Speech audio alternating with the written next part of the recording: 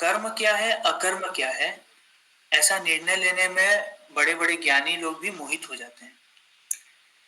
क्योंकि सबके अंदर का जो मणिराम है, वो सबको एक अनबायस्ड डिसीजन लेने नहीं देता है। तो इंसान बड़े-बड़े बुद्धिमान हो के भी कर्म और अकर्म में डिफरेंशिएट नहीं कर पाते हैं, ऐसा भगवान बता रहे हैं। कर्म मतलब जो करना चाहिए, अकर्म मतलब जो नहीं करना चाहिए। ठीक है? देखो, इंसान का जो बनाया हुआ रूल होता है मोस्टली, वो सेल्फ सेंटर्ड होता है। ध्यान से सुनना सब कुछ। एग्जाम्पल देंगे तो जैसे चाय में मक्खी गिर जाएगा, तो हो सकता है वो चाय फेंक दे। पर मक्खी अगर घी में गिर जाता है, तो मक्खी को उठा के फेंकता है, कभी घी नहीं फेंकेगा। ठीक है? तो मनुष्य की नहीं, उसके सारे रूल्स भी ऐसे ही होते हैं। अपने फायदे और नुकसान के हिसाब से ही उसके सारे रूल्स बने होते हैं पूरा दुनिया में। क्योंकि ओवरऑली अभी का जो सिस्टम चल रहा है हमारी दुनिया में इंसान द्वारा, सारे के सारे इंसान, चाहे कोई प्राइम मिनिस्टर पोस्ट में बैठा है, चाहे कोई पंडित है, चाहे कोई पढ़ा रहा है, हर किसी के पास एक मन, बुद्धि, ये जो पूरा सिस्टम पढ़ रहे हैं हम, ह्यूमन एनाटॉमी, वो सबके अंदर है।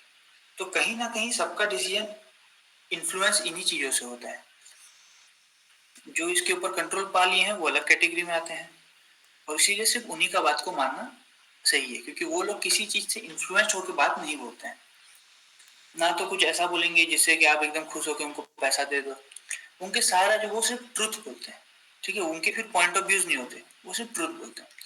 लेकिन किसी आप बड़े से बड़े पोस्ट वाले से बात करोगे तो एक बात ध्यान रखना हमेशा, हम लोग अपने से ओहदे में बड़ा हो या फिर एक्सपीरियंस में बड़ा हो या कोई मेटेरियलिस्टिक सक्सेस पा लिया है, तो हम उसको बहुत ज्यादा इज्जत देके ना एकदम उसके गुलाम जैसा बात करते हैं।